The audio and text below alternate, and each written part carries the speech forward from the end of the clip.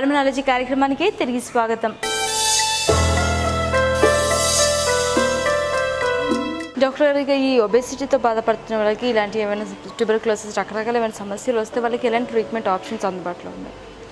అయితే ఈ ఒబేసిటీ ఉండే వాళ్ళల్లో వచ్చే జబ్బులు ఎన్నో రకాలు ఉన్నాయి. ముఖ్యంగా ఈ అడల్ట్స్లో వచ్చే జబ్బులో గురక అనేది చాలా సర్వసాధారణం అయిపోయింది. సో దానికి ప్రధాన కారణం ఏంటంటే మనం తీసుకునే గాలిలో ఈ నెక్ సైజు బాగా పెరగటం, కండరాలు బాగా పెరగటం, పడుకున్నప్పుడు ఈ శ్వాసనాళాలు మూసుకొని పోవటం, దాని ద్వారా వాళ్ళు నోరు తెరిచి గాలి పీల్చుకోవటం గురక సమస్యకు దారితీస్తూ ఉంటుంది. సో ఇలాంటి వాళ్ళల్లో కొంతమందిలో హార్ట్ అటాక్స్ రావటం కానీ, బ్లడ్ ప్రెషర్ బాగా పెరగటం కానీ, అన్కంట్రోల్డ్ షుగర్స్ రావటం కానీ, పెరాలిసిస్ ఇలాంటివన్నీ ప్రాబ్లమ్స్ వచ్చే ఛాన్సులు ఉన్నాయి. కాబట్టి అవి రాకుండా మనం ఈ గురక సమస్యని మనం ట్రీట్ చేసుకున్నట్లయితే అలాంటి మేజర్ ప్రాబ్లమ్స్ ఏవి రాకుండా ఉంటాయి. అదేవిధంగా ఆస్తమా కానీ, అలర్జీ కానీ, బ్రాంకైటిస్ కానీ ఇలాంటి శ్వాసకోశ సంబంధిత జబ్బులు ఉండే వాళ్ళల్లో కూడా గురక సమస్యలు వచ్చే అవకాశం ఉంది.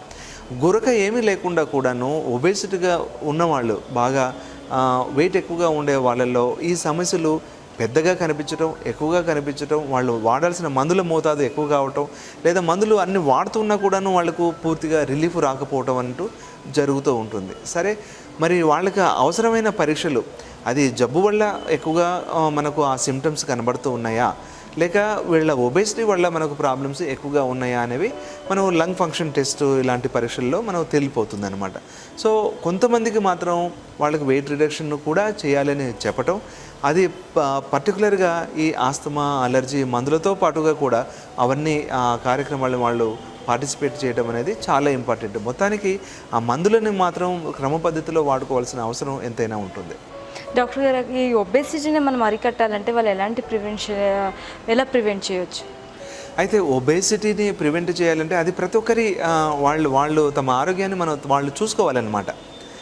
ఒకరు ఇంపోజ్ చేస్తే అది వచ్చేది కాదు. అయితే పిల్లల్లో మాత్రం మనం పర్టికులర్గా మన క్రమశిక్షణ నేర్పటం, మన ఆహారపు అలవాట్లు మార్చడం అనేది పెద్దవాళ్ళు చేయాల్సిన పనే. పిల్లల్లో మనకు వాళ్ళు మిగతా ఫ్రెండ్స్ అందరూ కూడాను చీటికి మాటికి పార్టీలు ఉంటే అక్కడ చాక్లెట్స్, ఐస్ క్రీమ్స్ తినడం, సాఫ్ట్ డ్రింక్స్ తీసుకోవటం, లేదా జంక్ ఫుడ్స్ తీసుకోవటం లాంటివి చేస్తూ ఉంటారు. అవి సాధ్యమైనంత అవాయిడ్ చేయడం. పేరెంట్స్ అందరూ కూడాను మాట్లాడుకొని వాళ్ళు పార్టీస్లో ఇలాంటి ఫుడ్స్ లేకుండా మామూలు అంటే న్యాచురల్ ఫుడ్స్, ఫ్రూట్స్ కానివ్వండి, ఇలాంటి ఆహార పదార్థాలు చిరుధాన్యాలతో కానీ లేకపోతే స్ప్రౌట్స్తో కానీ చేసిన వంటకాలు ఏమన్నా మొత్తానికి క్యాలరీస్ అనేవి బాగా తక్కువగా ఉండి, ఫైబర్ కంటెంట్ బాగా ఉండి, మల్టీవైటమిన్స్, మినరల్స్ ఎక్కువగా కాంపోజిషన్ ఉండే సబ్స్టెన్సెస్ వాటిని ఎంకరేజ్ చేసుకోవటం, ఆయిలీ పదార్థాలను బాగా తగ్గించుకోవటం, ఇలాంటివి ఎంకరేజ్ చేసుకొని వాళ్ళందరూ కలిసి నెక్స్ట్ పార్టీలో, పిల్లల పార్టీల్లో ఎలాంటి సబ్స్టెన్సెస్ ఉంటే బాగుంటుంది అని వాళ్ళు నిర్ధారణ చేసుకుని అవి వాడుకుంటే బెటర్ అన్నమాట.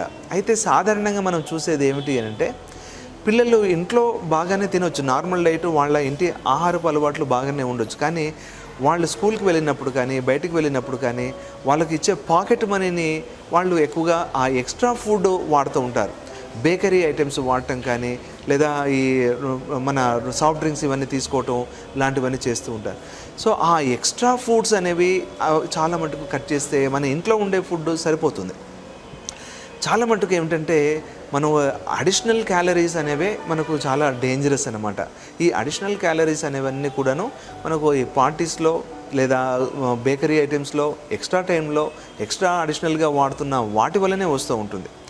కాబట్టి పిల్లల్లో అయితే మాత్రం పర్టికులర్గా పేరెంట్స్ బాగా జాగ్రత్తలు తీసుకోవాల్సి ఉంటుంది. అంతేకాకుండా ఫిజికల్ యాక్టివిటీ కూడాను బాగా ఇంప్రూవ్ చేయాలి. పర్టికులర్గా లిమిటెడ్ టైం ఉంది, వాళ్ళకు ఆడుకునే టైం ఎక్కువగా లేదు అన్నప్పుడు ఆ లిమిటెడ్ టైంలోనే విగరస్ ఎక్సర్సైజెస్ అనేవి చేసుకునేటట్లుగా ఉండే అవకాశం కల్పించాలన్నమాట. స్విమ్మింగ్ కానీ, లేదా టెన్నికాయిట్ కానీ, స్కిప్పింగ్ కానీ, లేదా రన్నింగ్ కానీ, జాగింగ్ కానీ, లేదా ఏదో పిల్లలు కాబట్టి వాళ్ళని యోగా చేయమనటం అంత కుదరకపోవచ్చు.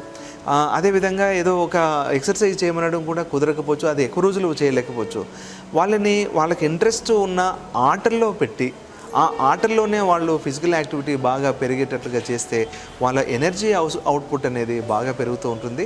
ఆ విధంగా వాళ్ళ వెయిట్ని కంట్రోల్ చేసుకోవడానికి వీలవుతుందన్నమాట. పెద్దవాళ్ళల్లో కూడా అదేవిధంగా ఖచ్చితంగా వాళ్ళ ఆహారపు నియమాలతో పాటుగా వాళ్ళు న్యాచురల్ ఫుడ్స్ని బాగా ఎంకరేజ్ చేసుకోవటం, ఎక్స్ట్రా ఫుడ్స్ని అవాయిడ్ చేయటం, ఆల్కహాల్ ఇలాంటివన్నీ కూడాను అవాయిడ్ చేసుకోవడంతో పాటు రెగ్యులర్గా ఎక్సర్సైజెస్ అనేవి చాలా ఇంపార్టెంట్ అనమాట. ఆ ఫిజికల్ యాక్టివిటీ అనేది ఇప్పుడు ఆఫీస్లో వాళ్ళు కూర్చున్నా కూడాను చైర్ మీదనే కూర్చోకుండా ప్రతి చిన్న విషయాన్ని కూడాను వాళ్ళు లేవటం, వాళ్ళ అసిస్టెంట్ దగ్గరికి వెళ్ళటం, లేదా క్యాంటీన్కి వెళ్ళాల్సి వచ్చినా వాళ్ళే వెళ్ళటం, ప్రతి చిన్న పని కూరగాయలకు వెళ్ళినా లేదా పెట్రోల్ కోసం వెళ్ళినా ఇంకెక్కడికి వెళ్ళినా కూడాను వాళ్ళు జనరల్గా మనం ఫిజికల్ యాక్టివిటీస్ అనేది ఇంప్రూవ్ చేసుకోవడం అనేది చేస్తే వాళ్ళలో ఆ ఎనర్జీ అవుట్పుట్ అనేది బాగా పెరుగుతుంది.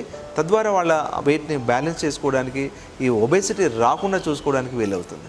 డాక్టర్ గారు, చివరిగా మా టీవీసీఎం వ్యూయర్స్కి మీరు ఇచ్చే సలహా? అయితే ఒబేసిటీ అనేది ప్రస్తుతం మన సమాజాన్ని బాగా పీడిస్తున్న సమస్య.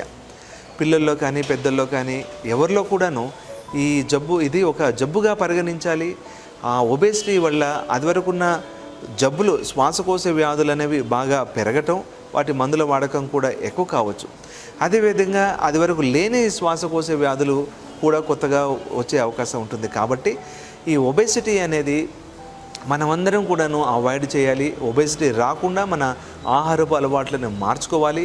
అదేవిధంగా ఫిజికల్ యాక్టివిటీస్ని బాగా ఇంప్రూవ్ చేసుకున్నట్లయితే ఒబేసిటీ తగ్గుతుంది.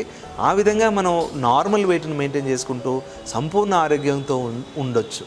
Thank you so much doctor గారు. ఒబేసిటీకి అలాగే శ్వాసకోశ సమస్యలకున్న సంబంధం ఏంటో, అలాగే ఒబేసిటీ ఉన్నప్పుడు దాన్ని ఎలా ప్రివెంట్ చేయాలో చాలా చక్కగా వివరించారు. Thank you so much. ఇది ఇవాళ పల్మనాలజీ కార్యక్రమం. మరో అంశంతో మళ్ళీ కలుసుకుందాం. అంతవరకు చూస్తూనే ఉండండి మంచి ఆరోగ్యం కోసం TV7. నమస్కారం.